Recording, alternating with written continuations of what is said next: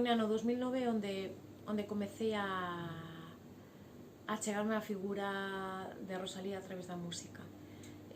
A descoberta que deu para min Anxo Angueira non só era chegarse á figura da poeta como unha poeta feminista e ecoloxista, senón que eu achegueime a ela como sentindo que era cero elitista e que valoraba o seu povo probablemente con moito achegamento. Se cadra é porque moita da súa poesía ten que ver coa literatura oral.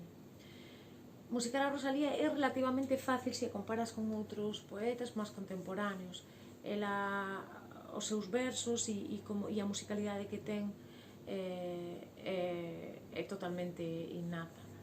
Así xurdiron temas como ese Tecinsoia que eu fixen, por exemplo, dunha tirada. Caiume así, pum, empecei Tecinsoia, miña tea, e automáticamente saiu todo o poema. Logo xa na Rosa da Dina, cando fixéramos a cada canto,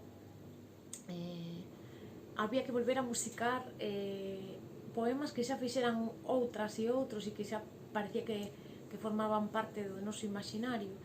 E aí creo que fixemos un traballo moi máis difícil, non? Pero bueno, non sei, creo que volvería a facer coas mesmas ganas se me puxera de novo.